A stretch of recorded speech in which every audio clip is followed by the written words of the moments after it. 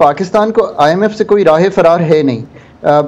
मैंने अपने कई इंटरव्यूज़ में अथॉरिटीज़ को जो भी कंसर्न पॉलिसी मेकर्स हैं हमेशा उनको यही कहा है कि जब आप एक बैलेंस ऑफ पेमेंट्स के चैलेंज में आते हैं तो एक इंटरनेशनल आर्किटेक्चर है, उसमें आईएमएफ, ब्रेटन वुड्स इंस्टीट्यूशंस, इनकी सपोर्ट के बगैर आप निकल नहीं सकते। अब याद रखिए कि पाकिस्तान को चाइना जो है बैकस्टॉप करता रहा है। अगर पिछले 3-4 माह में 3 से 5 बिलियन डॉलर चाइना की सपोर्ट ना आई होती तो पाकिस्तान शायद बहुत मुश्किल में आ जाता। पाकिस्तान के 4 बिलियन डॉलर के रिजर्व्स यहाँ पर ना खड़े होते बल्कि बहुत नीचे होते।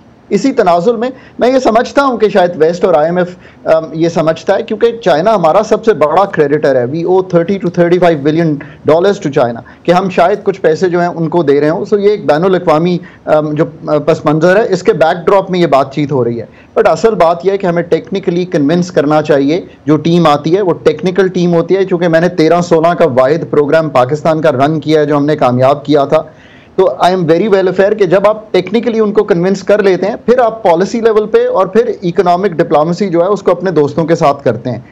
ये बात याद रखिए कि पाकिस्तान इस प्रोग्राम में 23वें प्रोग्राम में गया है। अब it's not a good thing to do, right? IMF is a doctor of the ICU, तो हम हर 2 साल बाद इकोनॉमी को ICU में ले जाते हैं। 21 प्रोग्राम पाकिस्तान ने के साथ जो है वो कंप्लीट नहीं किए। 13-16 इज द ओनली प्रोग्राम जो पाकिस्तान कंप्लीट कर पाया है। सो पाकिस्तान को हमेशा डिफिकल्टी रही है एक IMF का प्रोग्राम कंप्लीट करने की, इसलिए कि हम रिफॉर्म्स में 2 steps ahead and then we stop।